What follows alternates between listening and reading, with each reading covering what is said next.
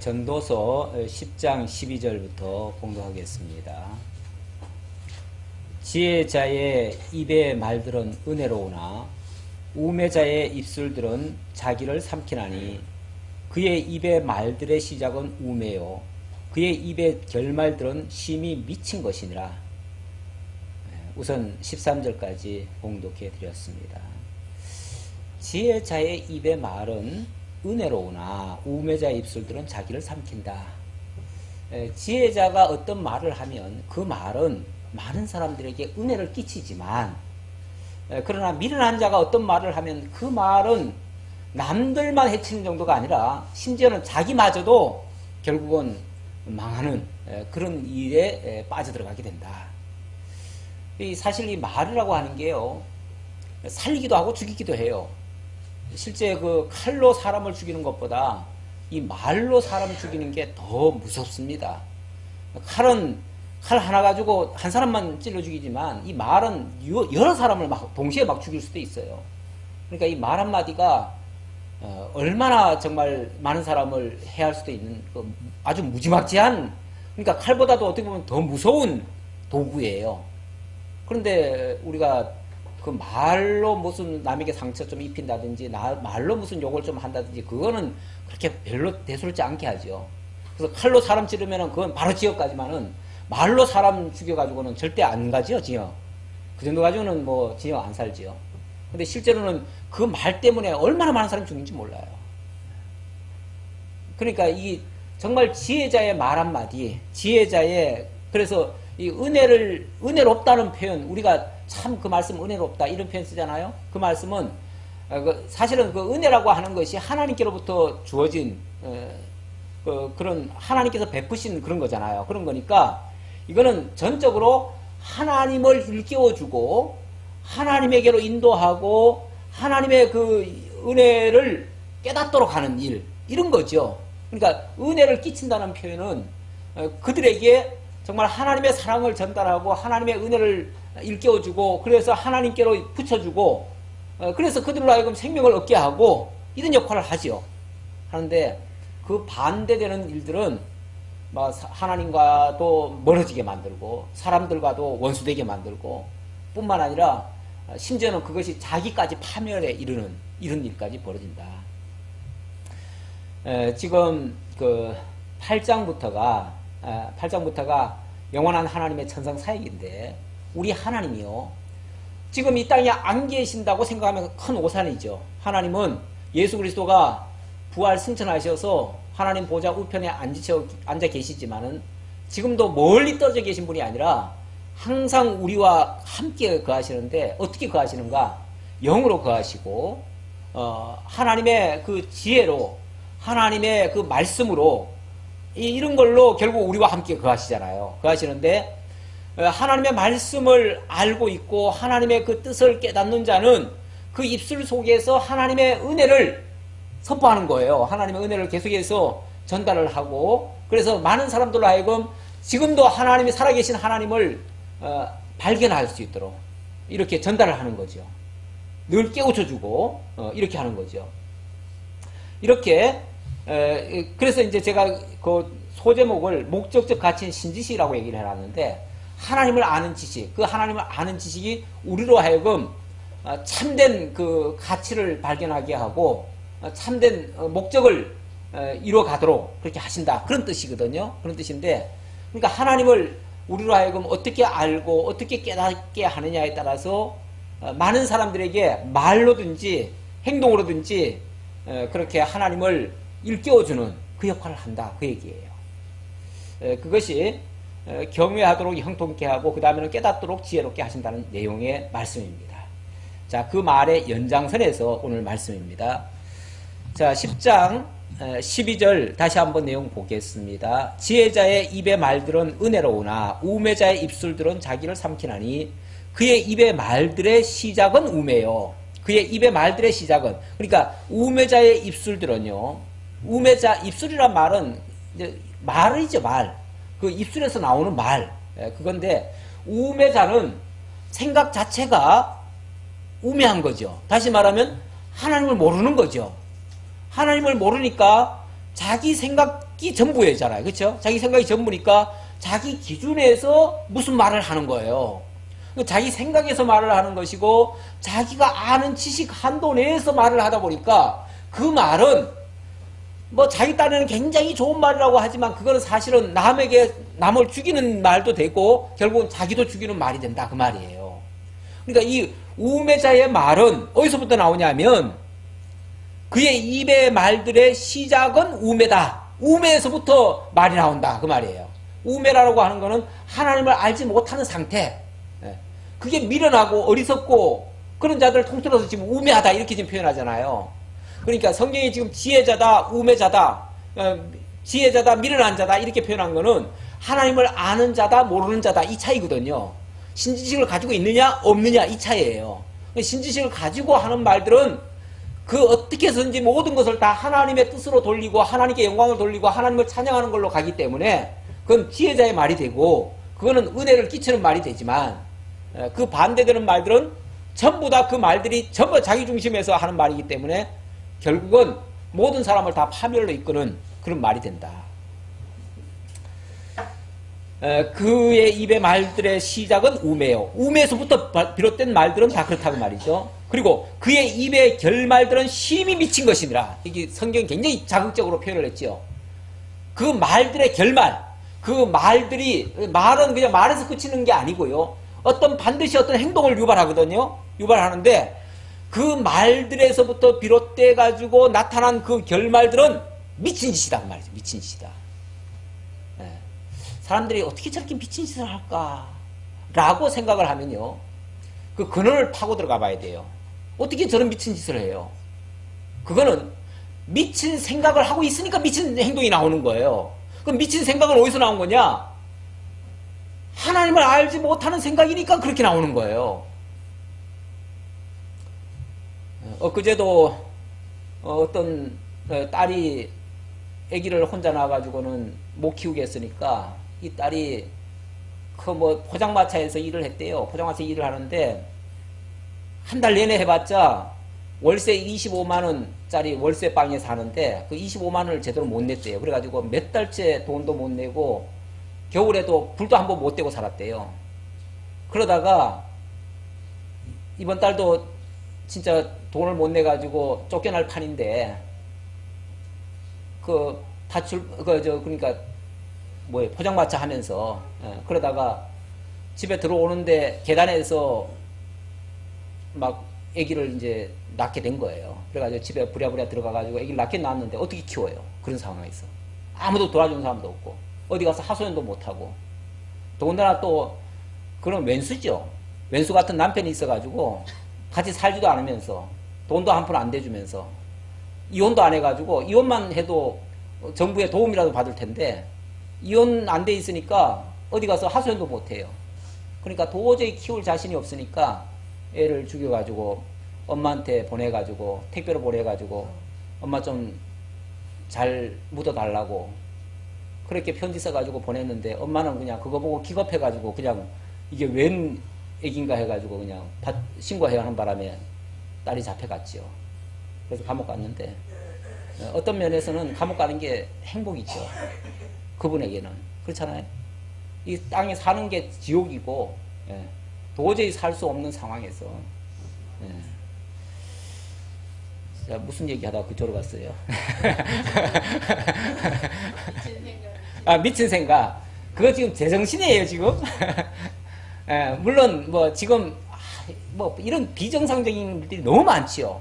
우리가 생각할 때는 어떻게 저런 미친 짓을 할 수 있어. 그런데 하나님을 모르면요 솔직히 제정신이 없습니다. 정신이 없으면은 제대로 된 행동이 나오질 않아요. 그러니까 우리는 어떻게 저런 일이 가능해 라고 하지만 하나님 모르면요 다 가능해요. 불가능한 게 나온 게 아니에요. 다 가능한 거예요. 그보다 더한 짓도 할 수 있어요. 얼마든지.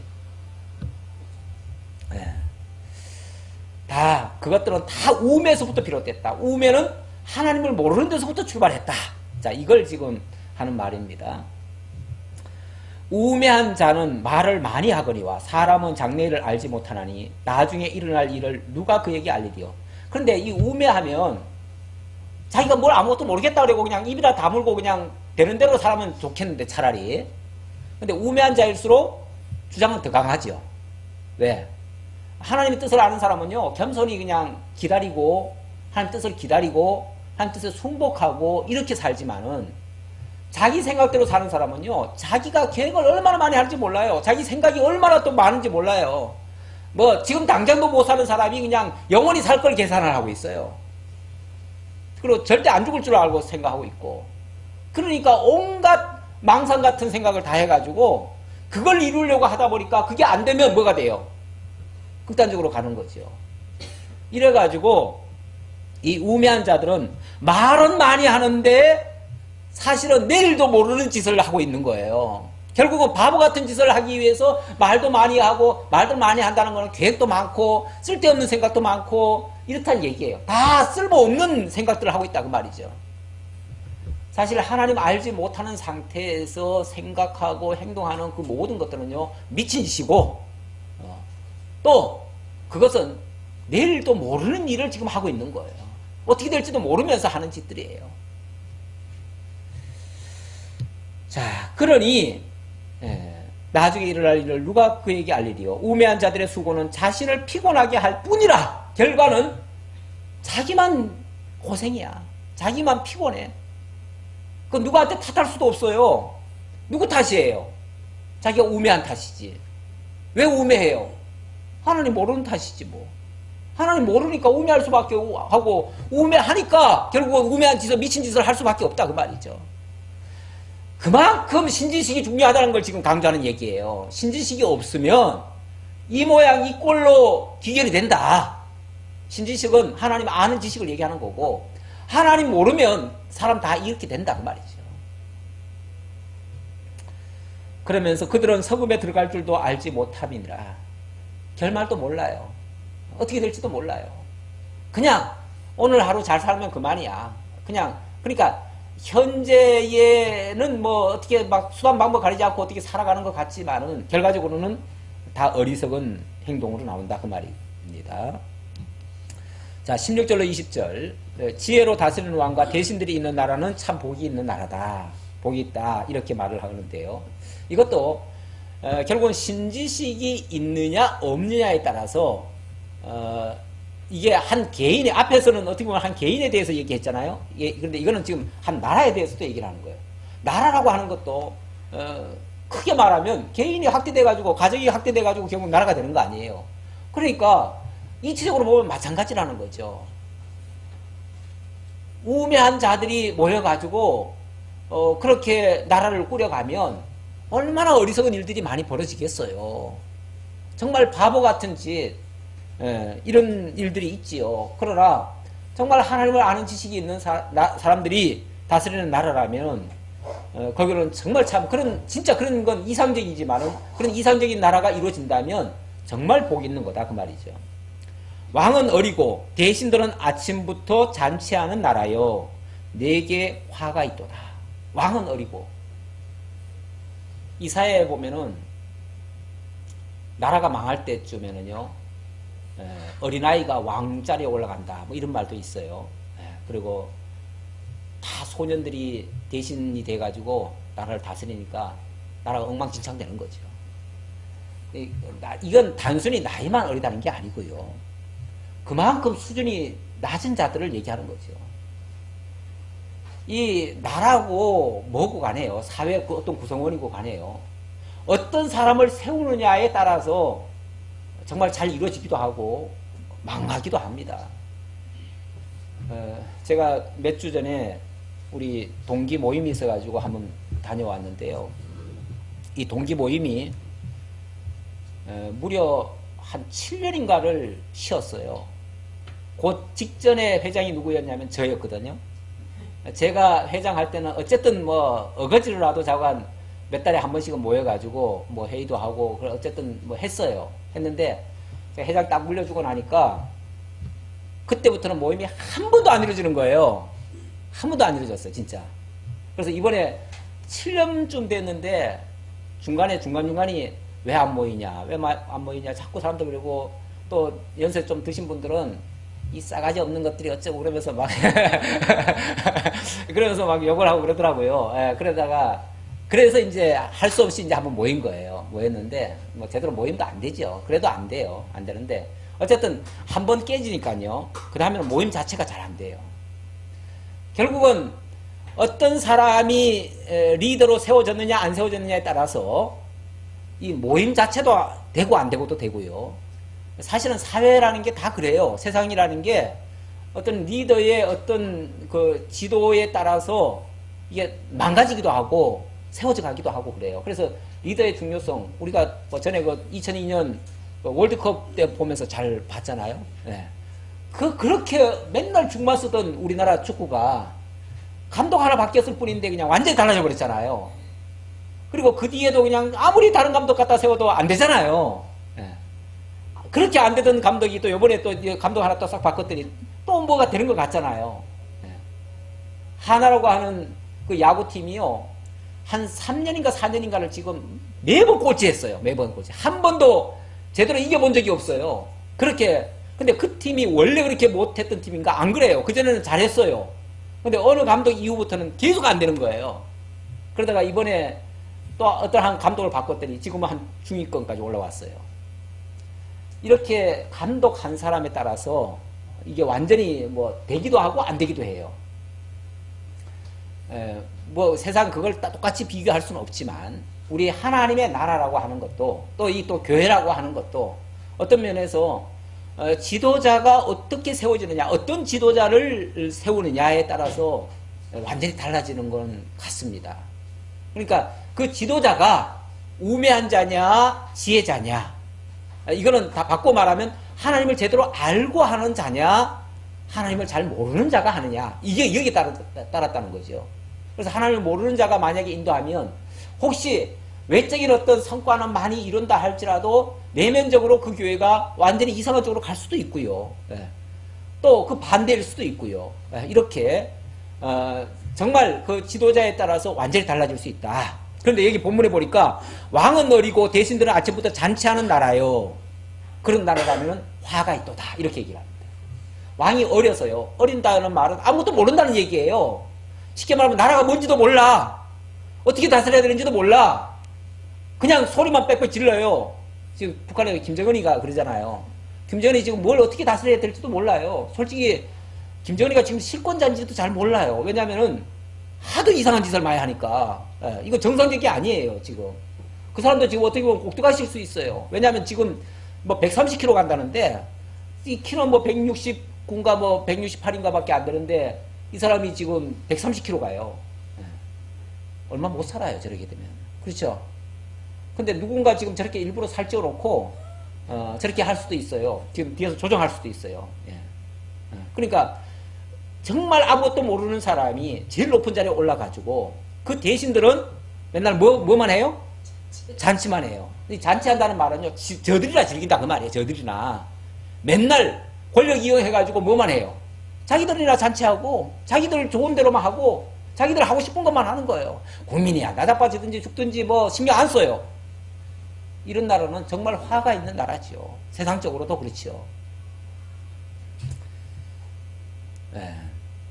왕은 귀족들의 아들이요 대신들은 취하지 아니하고 기력을 보호하려고 정한 때에 먹는 나라요 내게 복이 있도다. 네. 왕은 귀족들의 아들이요 하는 말은 이건 어떤 정통성이 있거나 또는 어떤 제대로 배운 사람이거나 이 귀족이라는 의미가요 무조건 나쁘다는 의미가 아니고요 정말 가문 있고 뼈대 있고 제대로 된 사람이라는 뜻이에요. 그런 의미에서 귀족이에요. 정말 하나님을 제대로 알고 여기는 다 지금 왕정체제에서 이 말을 했다는 것은 신정체제에서 이 말을 했다는 것은 하나님께 속한 자들이 정말 귀족이죠. 귀족. 그렇잖아요. 예. 그리고 대신들이 뭘 먹더라도 아까 뭐 잔치한다고 그랬는데 잔치라는 게 뭐 먹는 거 아니에요. 그렇죠? 먹는데 같은 걸 먹더라도 뭘 하기 위해서 먹어요? 기력을 보호하려고. 기력이 보호한다는 말은요. 이거는 뭔가 힘을 내고 뭔가 국민을 위해서 백성을 위해서 뭔가를 잘 하기 위해서 힘을 얻기 위해서 먹는 걸 기력을 보호한다는 거죠. 이거는 백성들을 위해서 지금 하는 일들이에요. 하나 먹거나 있거나 무슨 일을 하거나 전부 다 뭘 위해서요? 백성을 위해서 지금 하는 하기 위해서 먹기도 하고 뭐도 한다 그러면은 우리가 주를 위해서 먹기도 하고 뭐 자기도 하고 죽기도 하고 뭐 다 하잖아요. 예, 다 그렇게 한다면은 그거는 다 좋은 일이죠. 예, 그래서 그렇게 하는 나라라면은 정말 복 있는 나라다 그 말이죠.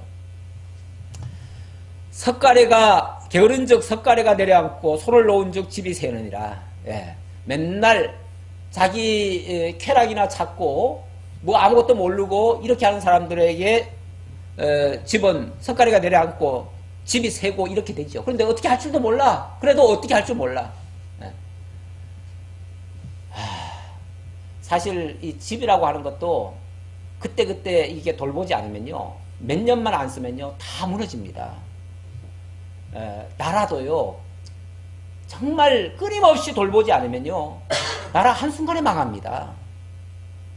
역사 속에 그 흥망성쇠했던 나라들 저렇게 큰 나라가 어떻게 망가질까? 한순간에 망가져요. 한순간에. 네. 돌보지 않으면 관리 안 하면 한순간에 끝장납니다. 교회도 마찬가지예요. 교회 이제 우리는 뭐 교인도 많고 예를 들어서 뭐 헌금도 많고 그러니까 뭐 우리는 튼튼해. 우리는 절대 안 무너져. 천만에요. 한순간에 무너집니다. 그제 어느 목사님이 그 글을 썼는데 무슨 글을 썼냐면 한국교회 회개가 너무 늦다 이런 글을 썼는데 서울의 모 교회가 우리나라 대표적인 교회죠. 대표적인 교회가 아들한테 억지로 그 교회 재산이 1조예요. 1조나 되는 교회인데 재산을 그 아들한테 그 아까운 재산을 어떻게 남한테 줍니까? 그래서 자기 아들한테 물려주려고 온갖 수단 방법을 다 동원해가지고 기어코 망나니 같은 아들한테 물려줬어요. 그래도 그 교회를 물려주면 그나마 잘하겠지 생각하고 물려줘놨는데 몇 년 만에 그 교회를 다 말아먹은 거예요. 다 말아먹었어요. 그래가지고 그 아버지 목사가 뒤늦게 후회를 하고 언론에 나와가지고 그 아들 보고 야 너 물러나라. 너 도저히 안 되겠다. 계속 얘기했어. 그랬더니 이 아들이 아버지를 완전히 배척을 하고 아버지 간섭하지 말라고 그러면서 완전히 폐역하게 그래요. 그래서 몇 번 경고하다가 나중에는 공개석상에서 아들한테 막 경고를 했지요. 너 당장 물러나. 너 안 물러나면 하나님의 뭐 징계가 있을 거다.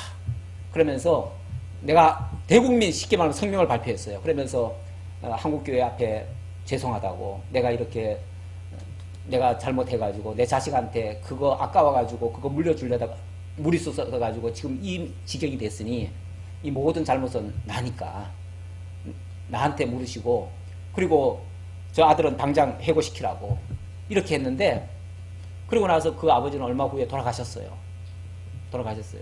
돌아갔는데 그 아들이 장례도 안 치렀다고 하더라고요. 장례도 안 왔다고 하더라고요. 왼수가 된 거죠, 아들하고. 물론 그 아들은 거기서 이제 당회장직은 내려놓고 실권은 다 행사하고 있고 뒤에서 그러고 있다고 하더라고요. 근데 교회는 뭐 굉장히 많이 무너졌다고 하더라고요.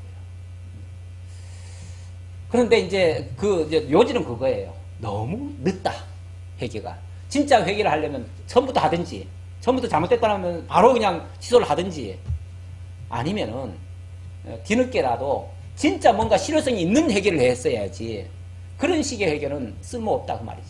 근데 그런 모습이 지금 한국교회 그것뿐이 아니라 너무 많다는 거죠. 지금 한두 가지가 아니라는 거죠. 너무 많으니까 이거 쉽게 말하면 회개의 골든타임 놓치면 또 망한다는 거죠. 또 망한다. 회개에도 골든타임이 있다는 거예요. 쉽게 말하면 때에 따라서 회개를 해야지 한참 지난 다음에 다 무너진 다음에 회개하면 뭐 하냐는 거죠.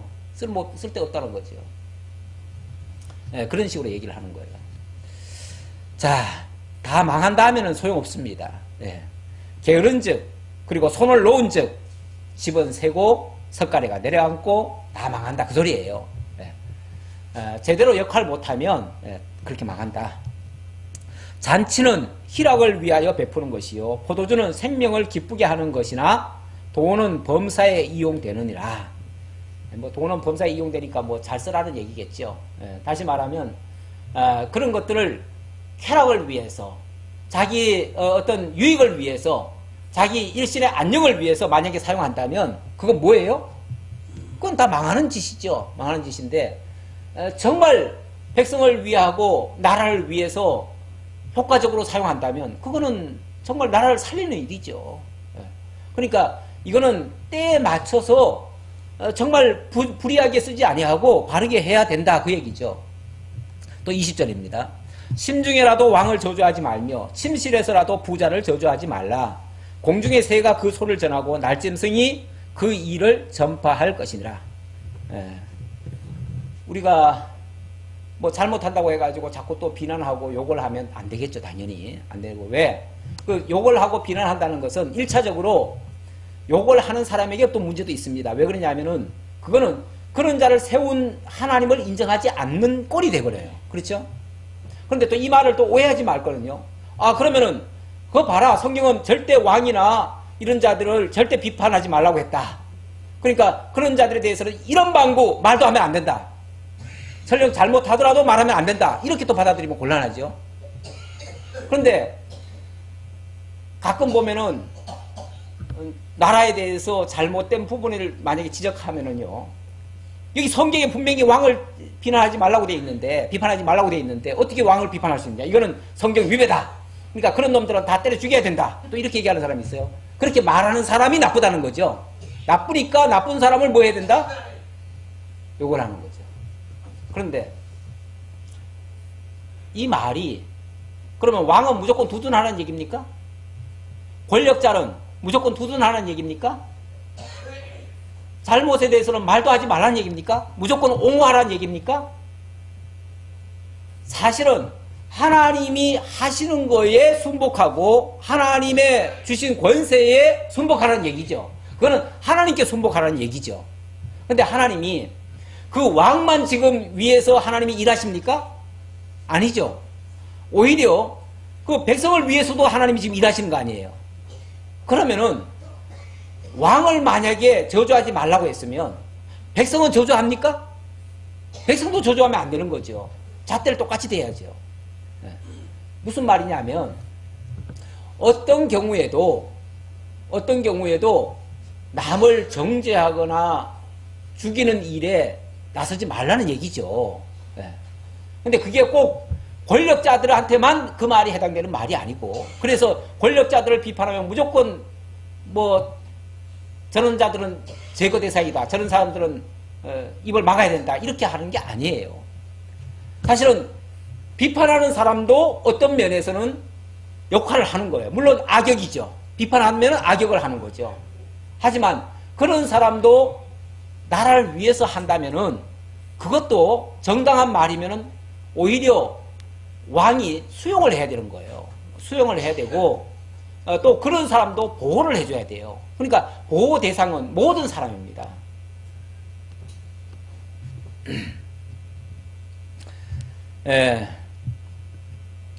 요즘도 뭐 가끔 보면은 정부 실책 좀 비판하거나 좀 이렇게 얘기하면은 하나님이 금하신 지도자를 비방한다고 막 벌쩍 뛰면서 노동자들이 이제 길거리 나가서 데모하고 뭐하고 하면은 저런 놈들 다 잡아 넣어야 된다고, 다 죽여야 된다고 이렇게 말하는 사람들이 있어요. 이건 너무 한쪽으로만 치우친 거 아니에요? 왕을 보호하려면 그들도 보호해야 돼요. 똑같이 보호를 해야 돼요. 오히려 가난한 자들을 억울하게 하는 자를 하나님이 가만 안 두겠다고도 얘기했어요. 또 다른 표현에서는 그렇죠? 억울한 자, 그들을 만약에 내버려 두면요, 그들을 계속 억울하게 하면 하나님이 그들의 그 호소를 하나님이 기도로 받으시겠다는 거죠. 그들의 음성을 들으시겠다는 거예요. 그래서 그들을 억울하게 하는 자들을 하나님이 심판하겠다는 거예요. 또 그러니까 우리 믿는 사람들 입장에서는요, 어느 편을 드는 게 아니에요. 그래서 누구를 비판하거나 정죄하는 일은 절대 안 되지만, 그러나 옳고 그름은 분별을 해야지요. 그러니까 우리가 비판과 분별은 다르죠. 차원이. 그러니까 옳고 그름을 분별해야 우리가 그 악한 편에 서지를 않는 거죠. 그런 측면에서 지도자가 무엇이 옳고 무엇이 그른가는 일러줘야 됩니다. 사실은 일러줘야 맞아요. 그런 의미에서 누구를 미워하라는 게 아니에요. 그러니까 누가 만약에 잘못을 하고 있으면요, 그들을 위해서 1차적으로 기도해 줘야 돼요. 왜냐하면 그들이 하나님을 알지 못하고 지금 선한 뜻을 지금 잘 모르기 때문에 지금 저렇게 우매한 짓을 하고 있잖아요. 그러면 그들을 위해서 불쌍히 여기고 기도를 해줘야 됩니다. 그리고 그들의 잘못은 무엇인지를 일깨워줘야 돼요. 사실은 일깨워줘서 그것을 하나의 반면교사로 삼아서 절대 그런 실수를 되풀이하지 않도록 하는 게 맞지요.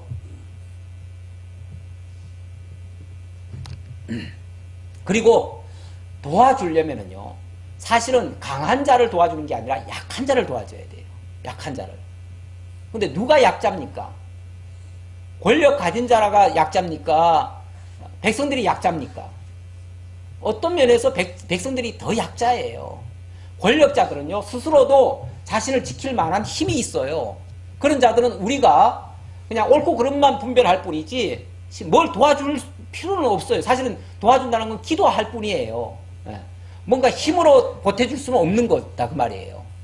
하지만 가난한 자들은 아무도 도울 자가 없어요. 도울 자가 없기 때문에 그들의 억울하면요, 우리가 옆에 있어줘야 돼요.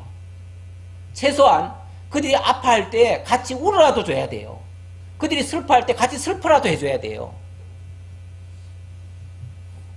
우리 주님께서 우는 자와 함께 울고 가난한 자와 함께 가난하게 있으라고 예수님께서도 말씀하셨어요. 그렇기 때문에 우리가 오히려 약한 자 편에, 그러니까 어느 편을 든다는 게 아니고 우리의 도움의 손길이 어디가 더 필요한가를 생각하고 도움이 필요한 곳에 우리의 힘을 보태줘야 된다 그 말이죠. 그런 측면. 어느 쪽을 드는 게 아니고. 어쨌든 우리는 기도할 따름입니다. 부족한 자가 있다면, 그리고 정말 방향을 제대로 못 잡고 어리석은 방향으로 계속 나간다면 그들을 위해서 기도해 줘야 됩니다. 그 기도는 다른 게 아니고 정말 그 우매한 짓을 그만두도록 기도하는 거죠. 우매한 짓을 하지 못하도록 그렇게 기도해 줘야죠. 그러기 위해서는, 그래서 그 믿음의 선진들, 특히 그 선지자들의 그 외침을 보세요. 선지자들은 사실은 그 당대의 그 왕들을 향해서, 당대의 그 권력자들을 향해서 엄청난 책망을 많이 했습니다. 사실은 책망을 많이 했어요. 그게 하나님의 준엄한 공의를 전달한 거죠. 그거에 사람 비판했다고 생각하시면 안 됩니다. 오히려 그 왕들을 위해서는 기도해줘요. 기도하면서도 잘못에 대해서는 지적을 해주는 거죠. 그게 현실 참여가 아니라 하나님의 공의를 선포하는 거예요. 공의를. 그러면 망한다라고 얘기를 해줘야지. 그 아무 소리도 안 합니까? 그러면은? 그러면 망한다라고 얘기를 해줘야죠. 그건 비판이 아니라니까요. 비판이 아니에요. 그거는. 그런 걸 자꾸 비판이라고 생각하면 그건 정치적으로 해석을 하는 거예요. 믿음의 사람들은 정치적으로 하는 거 아니에요. 정말 하나님의 뜻을 선포하는 거예요. 어떤 경우에도. 자, 그 다음 11장으로 넘어가면요, 심판하시는 하나님입니다. 우리 하나님 심판하셔요. 다시 말하면 심판하시는 하나님을 인정하지 못한다면 우리는 온갖 짓 다 할 거예요. 불의가 어디서 나옵니까? 우매한 짓이 어디서 나옵니까? 하나님 모르는 데서 나오고, 하나님 심판을 모르니까 하는 짓들이에요. 다 그렇잖아요. 우리가 나중에 가서 다 하나님 앞에 벌거숭이로 다 설 거라고 생각한다면 어떻게 그런 짓을 할 수 있어요? 어떻게 권력을 가지고 그렇게 자기 쾌락을 위해서 잔치할 수가 있어요? 어떻게 자기만을 위해서 살 수가 있냐 그 말이에요. 아니, 나라의 지도자로 세웠으면 백성을 위하라고 세우는 거 아니에요? 그러면 백성을 위해서 자기가 목숨이 초계같이 벌어지더라도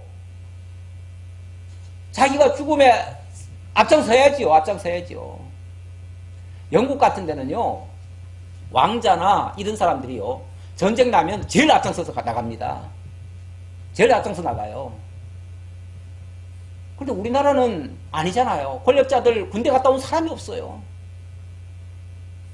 지난번에 연평도 그 해전 났을 때, 아니 연평도가 아니라 어디예요? 그 천안함 났을 때 지하 벙커에 국무위원들 다 모였는데 그중에 군대 갔다 온 사람 3사람밖에 없대요. 대통령부터 시작해가지고 아무도 군대 안 간 거예요. 국무총리, 국정원장까지도 군대를 안 갔다 온 사람이에요. 그럼 도대체 그런 사람들이 뭘 하는 거예요, 뭘? 그게 나라를 위한 거예요? 나라를 위하는 사람은요, 진짜 군대부터 갔다 와야지요. 물론 저도 현역은 안 갔다 왔습니다만은, 저는 다른 사정에 의해서 안 갔습니다. 예. 그러나, 진짜 나라를 사랑한다면 최소한 군대는 갔다 오고, 이렇게 해야지요. 예. 자, 이 심판을 생각해야 된다. 심판. 예. 우리 심판 없으면요, 어떻게 해서든지 수단 방법 안 가리고 모든 걸 동원해가지고 자기 유익을 취할 거예요. 그러나 심판을 생각하면, 하나님 앞에 설 걸 생각하면 그런 짓 함부로 못하지요. 그러니까 지금 그 다음에 보면요, 무슨 말까지 나오냐면 네 마음대로 해라 그래요. 하나님. 이 성경에 그렇게 나와요. 청년이요, 네 마음대로 해라 그래요. 그러나 뭘 알라? 하나님의 심판이 있을 줄 알라. 심판을 알고 마음대로 해라 그 말이죠. 그 말은 바꿔 말하면 마음대로 하라는 얘기입니까? 하나님 똑똑히 기억하고 내가 무슨 일을 하나 하든지 간에 하나님 생각하고 하라는 거죠. 하나님 생각. 사람 생각하지 말라는 거죠. 어떤 의미에서. 사람이 지금 중요한 게 아니에요. 내가 하나님 앞에 지금 과연 책망 받을 건지 바로 설 건지 그거 생각하고 하라는 거죠. 우리 각자도 다 마찬가지예요. 우리 각자도 이 땅에서 온갖 영화 다 누려도요, 하나님 앞에 가서 바로 못 서면 말짱 다 도루묵입니다. 그렇잖아요. 그러니까 무슨 일이든지 이 땅에서 하는 일들은요, 어떻게 보면 하나님께서 맡겨놓은 한 분야예요. 한 분야, 한 파트일 뿐이에요. 우린 다 파트타임 하고 있는 중이에요, 지금. 예. 막 기껏 해봤자 다 아르바이트 하는 중이에요. 하나님 맡겨놓은 아르바이트 지금 하고 있는 중이에요. 예. 그런데 그 파트타임에서 내가 어떻게 그 일에 충실할 거냐, 내 역할 어떻게 감당할 거냐, 이게 중요하고, 그래서 마지막 하나님 앞에 갔을 때 어떤 자세로 나타날 거냐, 이게 중요한데 그거 생각하고서 좀 자기 일 하라 그 말이에요. 만약에 그거 생각 안 한다면 자기 멋대로 하겠죠. 자기 수단 방법 가리지 않고 하겠죠. 그러나 그거는 하나님 앞에 가서 심판 받을 줄 알아라, 알고 하라 그 말이죠. 자, 11장 1절입니다. 11장 1절 심판에 대한 경고인데요. 1절로부터 12장 8절까지가 심판에 대한 경고입니다. 그러니까 하나님이 이 모든 일을 다 이루어 가실 건데 거기서 하나님 의식하면서 이 일들을 해라. 자, 한마디로 말하면 그 얘기예요. 1절로 6절까지는 하나님은 인생들에게 최선의 삶으로 만사를 이루게 하신다. 다시 말하면 각자가 자기 맡은 분야에서 최선을 다하게 하심으로 합력해서 하나님의 선을 이루어 가시는 이런 하나님이시다. 그러니까 각자 자기 역할 충실하지 않으면 하나님 앞에 가서 심판받을 줄 알아라. 자, 이 얘기입니다. 너는 내 떡을 물 위에 던져라. 여러 날 후에 도로 찾으리라. 7배개나 8배개 나눠줄지어다. 무슨 재앙이 땅에 임할는지 내가 알지 못함이니라. 예. 떡을 물 위에 던진다는 거는 이건 현상적으로 보면 바보짓이죠. 그렇잖아요. 물에다가 왜 떡을 갖다가 그 아까운 떡을 힘들어 본 돈 가지고 떡 만들어 가지고 왜 강물에 갖다 떠는 거예요. 쓸데없는 짓 같지만은 그게 하나님이 하시는 일 중에 하나라고 생각하고 그게 만약에 내게 맡겨진 사명이라면 그 일이라도 최선을 다하라 그 말이죠. 자기 주어진 일에 최선을 다하라는 얘기예요. 그리고 7배개나 8배개 나눠줄지어다. 결국 그게 나누는 일이에요. 당장 내 가족, 내 형제, 내 가까운 사람한테만 나눠주는 게 아니고요. 어떨 때는 물 위에 던지는 것 같은데 그것도 그냥 던지는 게 아니고 그것도 다 하나님이 합력해서 뭘 하게 해요. 그 물 위에서 건져서 먹을 사람도 있다고요. 하나님이 그렇게 해서 저 이방 땅에 있는 사람한테도 먹이고 또 저 아래 사람한테도 먹이고 그렇게 다 먹여요. 그거 먹이려고 하나님이 그렇게 하라는 건데 내가 생각해가지고 아이 그 바보짓이다 그렇게 하면 안 된다 이렇게 생각하면 한 뜻 안 이루어질 거 아니에요. 그러니까 결국 하나님의 뜻에 순복하는 그게 최선의 삶을 얘기하는 거예요. 구름에 비가 가득하면 땅에 쏟아지며 나무가 나무로나 북으로나 쓰러지면 그 쓰러진 곳에 그냥 있으리라. 어떤 징조를 보라는 거죠. 하나님이 하시는 일들의 그 방향성. 우리 하나님이 해가시는 일들, 역사를 이렇게 우리가 자세히 조망을 하면요. 이 세상이 지금 되어지는 일, 우연히 되어지는 것 같지만 우연히 되어지는 게 아니고요. 하나님의 그 원대한 계획을 이루시는 일에 지금 이 역사들을 운영해 가시는 거예요. 그러니까 지금 어떻게 보면은 지금 안 좋은 일 같아도요. 이 안 좋은 일이 조금 있으면 그것을 통해서 하나님의 좋은 역사를 만들어낼 수 있어요. 예. 그걸 뭐라고 합니까? 마치 무슨 마? 갑자기 또 생각이 안 나네요. 제가 좀 무식해가지고 사자성어를 조금 생각이 안 나요. 예. 세옹지마. 예, 그러니까 이 일이 지금은 잘 안 되는 것 같지만 나중에 가보면 그 일 때문에 살아나고요. 그 잘 된 것 같지만 그것 때문에 결국 죽는 일도 있어요. 그러니까 어느 것이 잘 될지는 솔직히 하나님만 알아요. 나는 내게 주어진 일에 최선을 다할 뿐이에요. 그게 세옹지마 같은 그런 자세죠. 쉽게 말하면 우리가 그걸 임하는 자세죠. 무슨 일에 대해서. 풍세를 살펴보는 자는 파종하지 못할 것이요 구름만 바라보는 자는 거두지 못하리라. 그러니까 너무 그냥 그것만 생각하면 아무것도 못한다 그 말이에요. 우리가 지금 메르스 나오니까 메르스만 생각하면 그냥 장사도 못하잖아요. 그렇죠? 뭐 공연도 못하고 지금 다 취소됐죠. 예. 외국도 못 나가고 뭐 아무것도 못해요 지금. 예. 그러니까 뭐 겁내면요 아무것도 못하는 거예요. 그러나 하나님이 해가시는 일인데 이걸 통해서 잘 하시겠지 라는 어떤 그런 생각으로 믿음으로 그렇다고 뭐 주의하지 말라는 얘기는 아니지만 주의는 하되 그래 할 일은 해야지요. 우리 특징 중에 하나가 뭐 야외 예배 갈 때 무슨 일이 비가 오든 눈보라가 치든 자관 하죠. 우리 지사님 아침에 그날 야외에 갈 때 비 오면 어떡하냐 그러시는데 비 와도 가면 되죠. 우리 상관없어요.